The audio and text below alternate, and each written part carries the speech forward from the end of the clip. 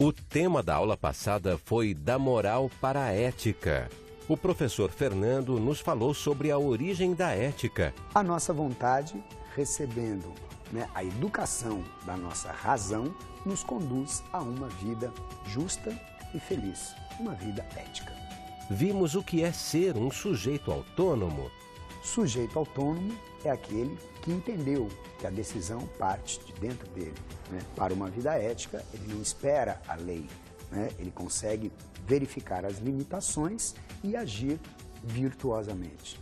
Aprendemos qual a necessidade da ética em nossas vidas. Nós vimos que a ética está em praticamente todas as atividades humanas e ela deve ser pensada nesse sentido. Boa aula!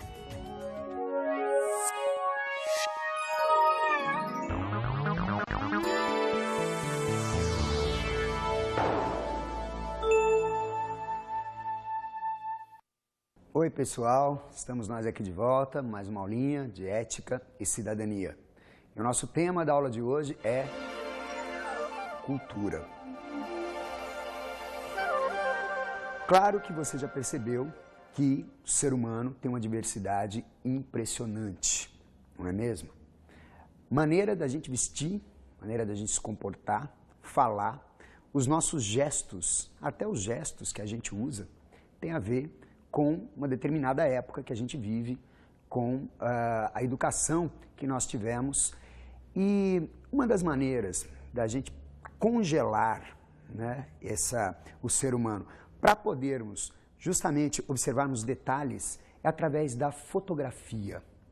E eu sou fascinado especialmente pelas fotografias do século XIX. Você sabe que a fotografia ela surgiu por volta de 1840. Então, de lá para cá, de 1840 para cá, é que começou a ter essa coisa de fotografias, retratos das pessoas, porque antes você tinha que ser muito rico, você sabe disso? Antes, só se você tivesse dinheiro para pagar um pintor. Aí o pintor iria na sua casa e faria o seu retrato. A partir da fotografia e da popularização das fotos, foto é uma coisa muito barata, todo mundo já tirou foto, certo? Desde a infância, Você tem uma vida inteira documentada através de fotografias. Então, quer dizer, por ser um instrumento muito barato, acessível a todo mundo, ela é um instrumento especialmente interessante para a gente congelar o ser humano, como eu disse, e podermos então observar algumas características. Eu convido vocês agora então vamos fazer um passeio pelo século XIX, prestando atenção em determinadas fotografias do século XIX. Vamos lá, vamos ver essas fotos. Repare nessa posição afetada, absolutamente afetada dessa primeira foto. E esse cara era o fotógrafo, justamente esse aí que vocês estão vendo é o Nadar, é um fotógrafo francês, ele que tirou todas essas fotos que vocês vão ver agora. E ele olha para a câmera, olha o posicionamento das mãos, como uma coisa posada. Aliás, todas as fotos você vai reparar isso. Já na segunda foto, mulher de cabelos soltos, olha as roupas, muita roupa jogada por sobre os ombros e tal. Você já percebe uma certa sensualidade ali, você consegue ver um pedacinho do colo, um pedacinho do pescoço aparecendo. Isso aí, pra gente hoje, pode não ser nada, mas na época provocava arrepios, mesmo nos homens. Meu Deus, essa era uma grande atriz, era Sarah Bernard. Repare aqui nessa terceira foto, também já a clássica pose, com a mão no bolso, e de novo, o olhar para a câmera. Uma fotografia bastante estática, rígida. Você percebe isso, a rigidez das pessoas? Olha aqui nessa outra foto, uma outra mulher, já uma senhora, com um olhar um olhar mais terno, assim, olhando longe e tal. A outra foto ainda, um homem apoiando o queixo, As roupas, as roupas muito pesadas, E a coisa da barba, imagina, a barba e cabelos era a moda, no século XIX.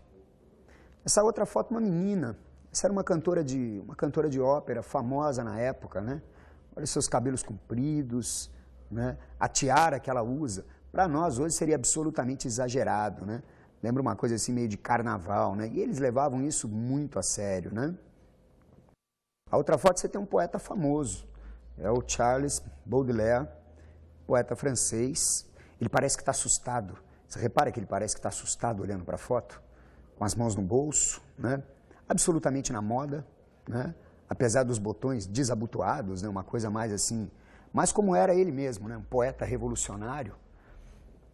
A outra foto, um senhor, né? Com as mãos, né? Colocadas aí dentro da roupa, uma posição clássica também. A outra foto, também, né? Muita barba, muito cabelo. A outra foto de uma mulher, né, também absolutamente exagerada, né, parece um bolo de noiva, né, esse chapéu que ela usa, né, e o seu olhar para a câmera. Então, em todas essas fotos, você pode reparar, não era uma coisa assim ainda natural, né? Eles realmente estavam posando como se fossem aqueles retratos que eram feitos pelos pintores, né, anteriormente. E agora o corte, né? Repara que essa foto desse punk tirada na rua, é uma foto muito interessante, né? Provavelmente um momento de protesto. E se a gente for comparar essa foto desse punk com as outras que nós acabamos de ver, é claro que a gente conclui que o mundo mudou muito, né? A concepção de mundo, né, do que era no século XIX para o que agora, né? O movimento punk, você sabe que a partir dos anos 70, né, no século XX, é absolutamente diferente, né? A postura é muito mais agressiva, né? Com os seus cabelos e ainda essa tarja na boca, né? Impressionante. Um olhar assustado para a câmera. Como vocês viram, fotografia é ótimo, né? Para a gente perceber essa diversidade e as características, né, das pessoas, como elas se comportavam em determinadas épocas. Você sabe que aquele exagero de roupas, né, que existia no século XIX, aquilo não era à toa. Era vitoriana. Você sabe que a Rainha Vitória governou a Inglaterra de 1837 a 1900. Ela pega, então, a maior parte, né, do século XIX. E o governo da Rainha Vitória foi marcado por uma rigidez muito grande, né, da moral e dos costumes. E, então, o recato era total, né? A chamada Era Vitoriana é uma época de muito recato, né? Onde você, enfim, né, o homem se casava, né, com a mulher e tinha que ser casado, não tinha essa, né, mesmo você ter filhos, enfim, sem ser casado e tal.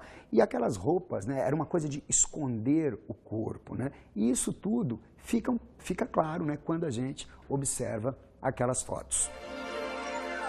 Quais são as duas concepções básicas de cultura? Primeiramente, a gente poderia dizer que cultura é tudo aquilo que caracteriza a existência social de um povo, de uma nação, ou mesmo de um subgrupo dentro de determinada sociedade. Eu acho que nós hoje, né, no século XX, né, nessa modernidade que a gente vive, você mesmo andando na rua já deve ter percebido a quantidade impressionante, né, de as diferenças que existem, né, mesmo, de tribos, né, dentro de uma cidade. A diferença no modo de vestir, se é jovem, se é velho, ou mesmo, né, sendo jovem, sobretudo, as possibilidades são inúmeras, né, de você expor aquilo que você pensa através do vestuário, através dos gestos mesmo. É sempre interessante, então, a gente, ao mesmo tempo que está estudando cultura, a gente está dando uma olhada, né, naquilo que está ao nosso redor. Além da fotografia, é claro que o cinema é uma coisa maravilhosa para a gente perceber essa diversidade cultural. Porque a gente pode falar também, não é mesmo, de cultura francesa, cultura americana, cultura indígena, não é mesmo? E eu queria que vocês vissem um trecho de um filme no caso francês. Vejam, reparem, né, nesse trecho de filme, como que as pessoas se comportam e qual é a diferença, né, que a gente sente quando escuta, inclusive, uma outra língua, né, mesmo sendo falada, tal. O que a gente pode entender, né, disso? Repare lá, olhe lá um trecho do filme. Je suis réveillée en sentant des baisers sur mon front brûlant, des baisers sur mon front brûlant. On s'est connu, on s'est reconnu, on s'est perdu de vue, on s'est perdu de vue, on s'est retrouvé, on s'est séparé, puis on s'est réchauffé. Bonsoir. Bonsoir. Notre affection ne fait que naître, il faut la laisser tranquille, comme un nouveau-né. Vous avez aimé, Jim, pour de bon, cela sent. Pourquoi n'avez-vous pas épousé? Ça n'est pas arrivé. Comment est-elle? Raisonnable et patiente. Elle dit qu'elle m'attendra toujours. Elle s'appelle Gilberte. Vous l'aimez encore et elle vous aime? Ne faites pas souffrir, Jim. Il y a en moi un besoin d'aventure et de risque. Et puis, il y a du nouveau. Bom, como você viu, a gente percebe, né, que por ser uma outra cultura, tem aspectos diferentes, né, daquilo que a gente está acostumado, mas continua sendo ser humano com as mesmas paixões, os mesmos problemas de todo mundo, não é mesmo? Agora nós vamos fazer uma viagem um pouco diferente. Nós vamos lá para o Brasil de 1500, 1530, ou seja, o início da colonização do Brasil. Tem um filme brasileiro maravilhoso chamado Como Era Gostoso o Meu Francês. Esse filme foi feito em 1971 pelo Nelson Pereira dos Santos e eu gostaria que vocês dessem uma olhada nessa cena, que é uma cena de um ritual indígena muito famoso, um ritual entre os tupinambás, que era o ritual do canibalismo. Veja só como que é uma coisa totalmente diferente daquilo que a gente estaria acostumado. Por favor, preste atenção no trecho do filme.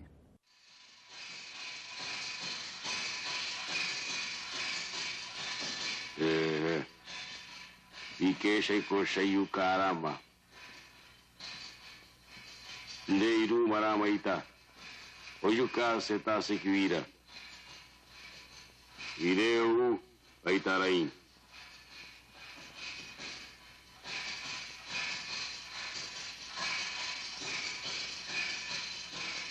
Lei, direi, je suis Mbiraoui. Après ma mort viendront mes amis pour me venger. Il ne restera aucun de vous sur cette terre.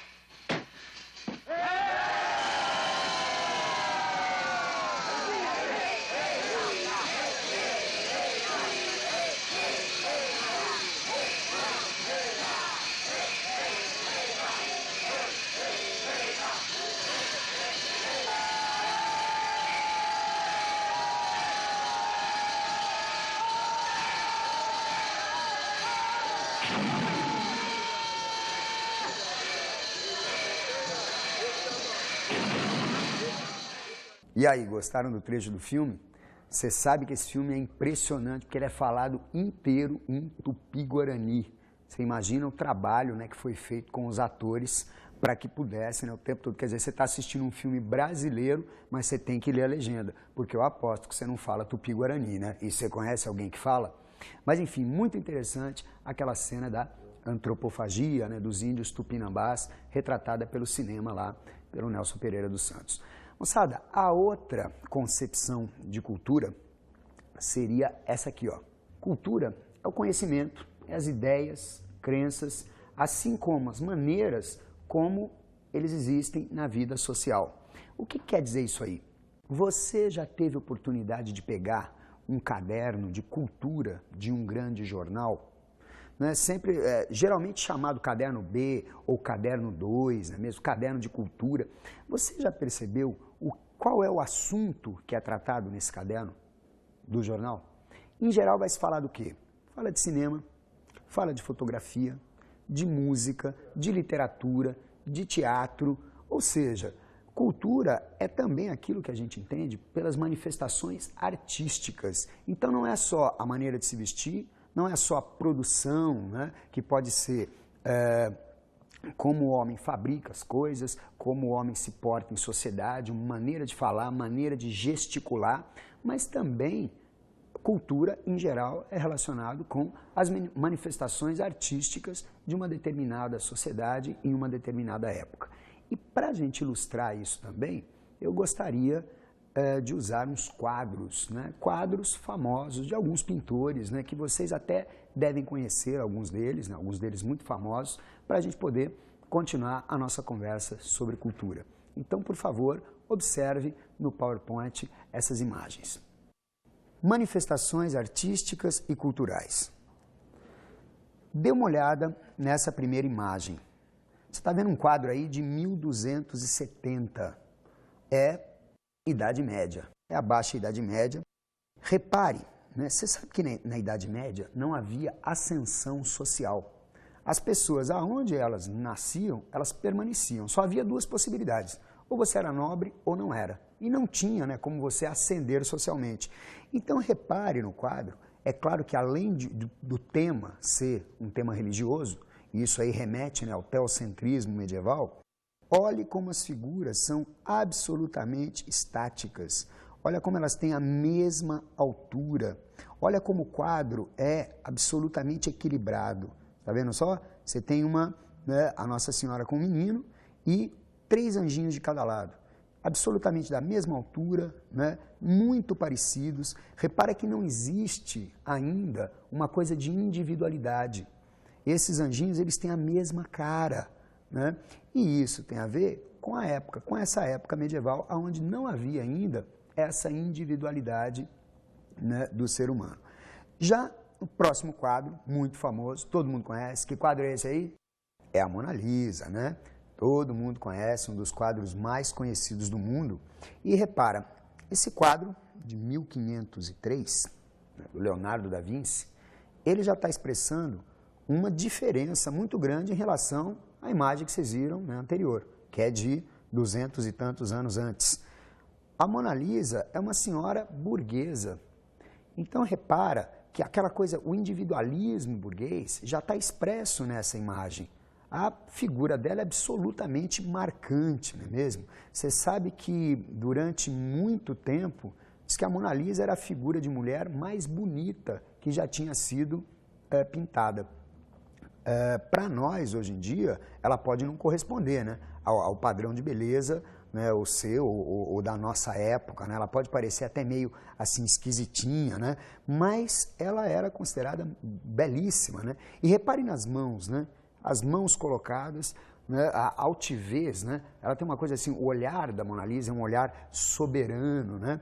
Isso tudo está representando, né, a ascensão, né? O surgimento e a ascensão da burguesia. Você sabe que era muito caro você fazer uma reprodução desse tipo. Imagina, você tinha que pagar um autor do porte do Leonardo da Vinci, enfim, para vir na sua casa, ou então você ir até o estúdio dele, aonde ele desenharia, né, essa figura.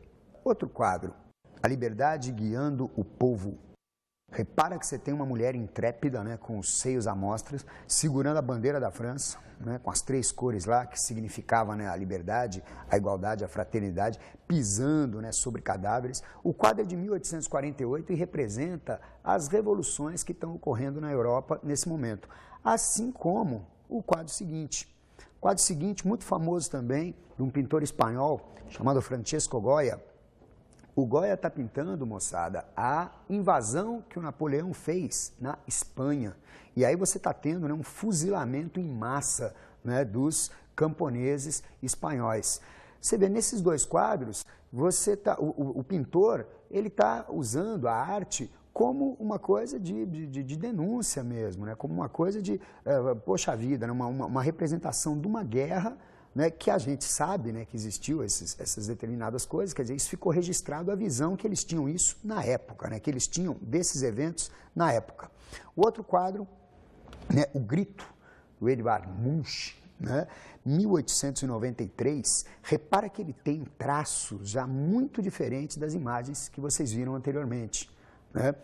E esse cara desesperado, em cima de uma ponte, né, berrando com essa boca aberta, né, o quadro chama O Grito, né, segurando a cabeça, isso já demonstra um pouco o que seria esse desespero do ser humano, né, do período, né, de uma pós-modernidade. Quer dizer, é o advento, né, mesmo do mundo tecnológico, da revolução industrial, é a falta, né, mesmo de segurança, para onde vou, né, o que fazer, né? Isso tudo pode ser condensado, né, nessa figura desse quadro. O próximo quadro é Os Comedores de Batata, do Van Gogh. Van Gogh muito famoso, né? O pintor que teria, né, cortado a sua orelha, né? Ele coloca, são operários que trabalhavam o dia todo e quando chegavam em casa tinham apenas para comer o quê? Batata. De novo você está tendo aí a arte, né, sendo usada como denúncia, né, de uma determinada injustiça que estava se cometendo com os operários extremamente pobres, extremamente explorados, né, daquela época. Começo do século XX, um pintor espanhol chamado Pablo Picasso vai colocar uma nova possibilidade de você representar o ser humano. Agora não tem mais que ser realista, porque agora já existe, né, a fotografia. Agora você pode, nos seus traços, querer demonstrar outra coisa, né? Olha esse aí, né, as moças de Avignon são banhistas, né, nuas. Poxa, ninguém nunca tinha desenhado corpo humano dessa maneira que o Picasso está fazendo. Assim como no próximo quadro, olha a representação que ele tem de uma mulher chorando. É absolutamente diferente de tudo, né, o que já tinha sido feito antes. E isso aí é claro que coloca, né, você numa outra perspectiva. Como você vai encarar isso aí? Você vai falar que ele desenha mal? Meu Deus, o Picasso com 15 anos de idade ele conseguia imitar, né, os grandes pintores. Então, com isso, ele está querendo mostrar a fragmentação do ser humano, ele está querendo mostrar novas possibilidades de abordagem, né, do corpo humano. Próximo quadro do Salvador Dalí, belíssimo, né? Você veja que o Dalí, você olha para uma tela dele e tem sempre uma dimensão já de sonho, né? Você olha essa tela, muito linda, o que você lembra? Você lembra de sonho e tal? Por isso tem a ver com a psicanálise. Século XX, né? Freud está inaugurando a psicanálise, o estudo dos sonhos, o estudo do inconsciente, e isso está registrado nas obras do Dalí. Reparem no outro quadro aí do Edward Hopper, que é um pintor americano, uma moça olhando para a janela, uma solidão impressionante, né, que nos passa esse quadro, é a solidão das pessoas que moram, né, nas metrópoles, onde tem milhões de pessoas e você acaba se sentindo absolutamente sozinho, né, no seu apartamento. Marilyn Monroe, né, do Andy Warhol, e assim como o quadro seguinte aí, a Sopa Campbell, você veja que pela primeira vez um pintor pegou ícones, né, da cultura pop, no caso, uma atriz muito conhecida, Marilyn Monroe, ou então a lata, né, embalagem de uma sopa muito famosa nos Estados Unidos, a Sopa Campbell, e fez um quadro, pendurou isso no museu. Poxa vida, isso aí muda a maneira da gente olhar a arte. Você já percebeu como é muito bem feita a garrafa da Coca-Cola? Repara que é um objeto absolutamente cotidiano, que a gente vê todo dia, mas você não para olhar, né, que aquilo, né, tem uma forma impressionante e é também uma manifestação artística. Nós temos aí um quadro do Basquiat que você, né, poderia dizer assim, meu Deus, mas o meu irmãozinho menor desenha melhor que esse cara. Você vê, o Basquiat ele foi polêmico, né, nos anos 80 por causa disso mesmo. Ele era um pichador de rua e que acabou, né, conseguindo, com os seus quadros, né, ganhar as melhores galerias, os melhores museus, né, porque justamente ele está levando uma arte que se fazia na rua para dentro das galerias, para dentro dos museus. E terminando essa nossa sequência, você veja aí o hiperrealismo de um artista plástico chamado Duane Hanson. É impressionante, né? Repare, e olha esse casal de turistas aí.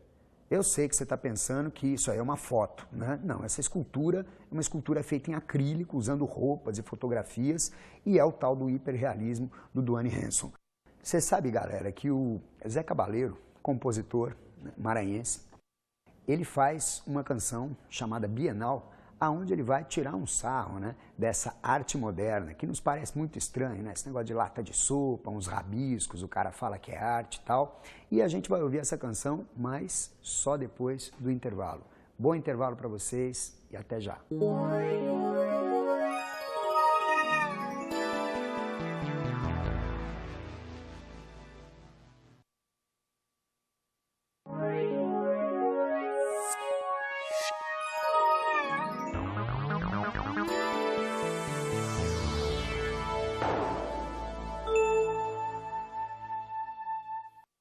Então, como eu havia prometido para vocês, escuta esse som do Zé Cabaleiro, que tem inclusive a participação do Zé Ramalho, né, e violas e tal. Vamos escutar essa crítica divertida do Zeca.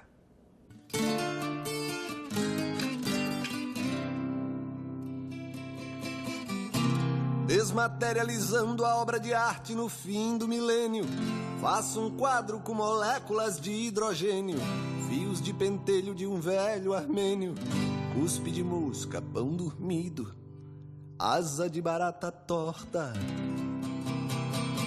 Meu conceito parece à primeira vista um barrococó figurativo, neo-expressionista, com pitadas de arte nouveau, pós-surrealista, calcado da revalorização da natureza morta.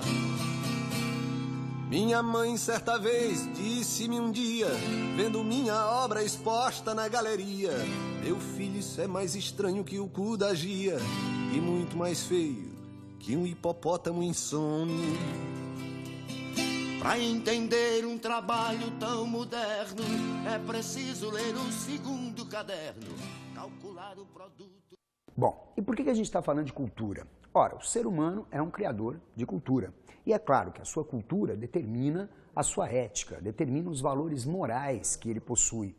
Mas repara que, ao mesmo tempo que a gente recebe isso dos nossos antepassados, mas nós também somos criadores, né, de cultura. Ou seja, nós podemos modificar essa moral, modificar a ética que nós recebemos. E isso acontece o tempo todo, conforme se modificam as nossas relações sociais, as nossas relações de trabalho, não é mesmo? Poxa, veja que o século XX, né, já está conhecido como o século da mulher, não é mesmo? Porque é onde justamente você teve uma modificação ética no comportamento da mulher. A mulher que ficava só no lar, agora ela vai para a rua, ela precisa, não é mesmo, trabalhar também e tal, disputar mercado de trabalho, né, junto com o homem e tal. E essa é um exemplo, né, de modificação da ética. Tem um outro exemplo musical para vocês, uma canção do Gilberto Gil, onde tem a seguinte frase: a cultura e a civilização, elas que se danem, ou não.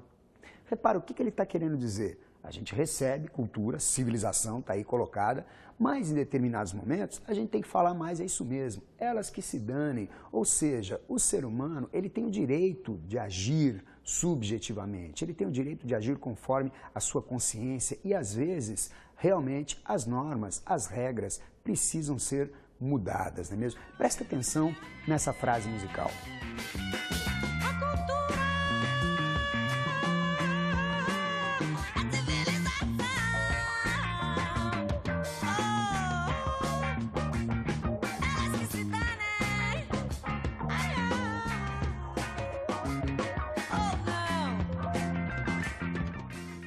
Diferente das sociedades primitivas, onde você tinha uma certa homogeneidade de valores, as sociedades modernas você encontra uma diversidade muito grande de valores.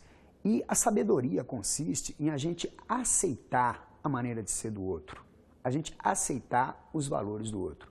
Isso a gente pode ver que acontece o tempo todo, quando conhecemos uma pessoa muito diferente, com práticas muito diferentes da nossa maneira de viver. Eu quero agora conversar com algumas pessoas, né, com alguns que a gente chama de tribos, né, as tribos urbanas, né? O que será que elas pensam do mundo? Qual que é a concepção delas de mundo? Quais são os seus valores, né, a respeito do mundo? Qual é a sua moral? Vamos dar uma olhadinha então nessa conversa? Vamos lá. Qual você acha que é o seu papel na sociedade? Meu papel na sociedade, não só o meu como de todos, é buscar essa igualdade entre nós e assim desenvolver um conceito de tolerância e simplicidade maior, né? Eu acho que as pessoas perderam um pouco a vontade de viver buscando conhecimento, a parte mais interior. Olha, compadre, isso aí é o que eu venho pensar desde quando eu tomei consciência de que sabia pensar, eu venho pensando nisso aí, não cheguei numa conclusão. Você, que deve ser um cara mais experiente que eu, poderia me explicar essa aí, eu vou passar a bola para você. O meu não sei, porque ex-presidiário não inspira confiança na sociedade. Você vai procurar emprego, eu sou chapéu, você vê, eu sou chapéu profissional, tô catando um papel. E que o povo seja menos orgulhoso, que a gente é tudo igual, né? Qual a sua concepção de Deus? Deus é algo assim que não é, na condição que nós estamos hoje, não é simples, mas é fácil compreender que Ele é o criador e o mantenedor de tudo do que existe. Deus é uma pessoa muito incrível, que Ele está sempre nos ajudando, dificuldades, na hora dos prazeres Ele está do nosso lado, na hora das dificuldades também, né? Seria a pessoa perfeita, o amigo perfeito. Eu sou temente a Deus, creio em Deus Pai Todo-Poderoso, e creio em nosso Senhor Jesus Cristo. Deus. A minha ideia de Deus é assim, vamos dizer, eu não vi ele ainda. Então eu acredito, mas eu não vi o rapaz. Uma força maior, uma energia de qual todos nós fazemos parte e não podemos viver sem. Graças a ele nós estamos, né, nesse mundão aí que é dele. O que você acha de uma relação amorosa entre pessoas do mesmo sexo? O amor existe entre todos, eu acho que nós devemos nos amar. Agora, às vezes a gente confunde o amor com luxúria. Normal, não é? Vai da concepção do cara. Não, é normal. Sem preconceito nenhum. Livre de preconceito, graças a Deus, sou livre de preconceitos. Eu acho que é uma forma de amor como qualquer outra. É abençoada como qualquer outra forma de amor. Você gosta de homem? O problema é teu, tu vive a vida. Se ela gosta de mulher, o problema é dela, vive a vida dela, cada um é cada um. Ninguém te tem que intrometer na vida particular de ninguém. Cada um faz o que deve, né? Eu sou hétero, né? Mas sei lá, não tenho nada contra também. O que você acha da pena de morte? A pena de morte, ela deve existir para aquele que mata os outros, né? Eu, como creio em Deus, conheço a Escritura Sagrada, não apoio, não aprovo. Isso quer dizer, a pena de morte simplesmente vai matar mais um, mas não vai resolver o problema da violência. Só vai gerar mais. Tanto estrupador que tem por aí, né? Então a gente tem que ter a pena de morte. Quais são os valores que você acha que estão em baixa, assim, que estariam faltando no mundo que a gente vive? O principal valor que tá faltando hoje é essa busca, dois valores, né? Uma é essa busca de igualdade entre nós com amor. E outra é o respeito ao próprio corpo. Menos materialismo e mais espiritualismo. Eu acho que o povo precisa de educação. Eu acho que é só a partir do momento que as crianças estiverem na escola, que o povo estiver aprendendo, que ele vai ter uma concepção maior de mundo e da nossa realidade, para daí partir para um país melhor. Humildade, confiança, apoio. Tem muito aí que você vai pedir R$1 para comer, ninguém não te dá, prefere ver você roubando que se dá R$1 para você comer. Político, eu vou fazer aquilo, mas ninguém faz nada. Se pegar mais a Deus, pensar no próximo, né? Pensar no dia de amanhã, etc. E aí, gostaram? Às vezes a gente não se dá conta, não é mesmo, da diversidade que existe ao nosso redor. A gente sempre quer que as pessoas sejam meio parecidas com a gente mesmo, não é mesmo? E nada mais chato do que isso, nada mais bacana do que a diversidade, não é mesmo?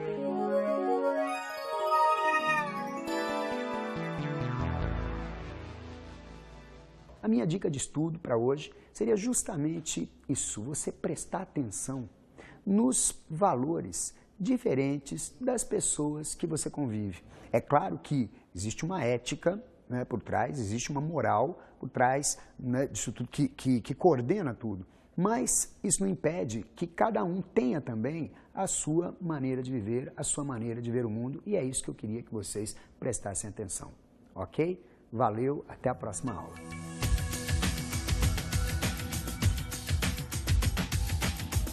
O professor Fernando nos falou hoje sobre cultura. Vimos algumas concepções básicas. Cultura pode ser tudo aquilo que caracteriza a existência social de um povo, mas também as manifestações artísticas desse povo. A literatura, a música, o cinema, o teatro, enfim. Aprendemos o que é a construção pessoal da moral. Ainda que exista uma ética, ainda que exista uma moral, não é mesmo? Perpassando toda a sociedade, é claro que cada um tem o direito de ter os seus próprios valores, desde que não fira, não é mesmo, o seu semelhante. Bons estudos!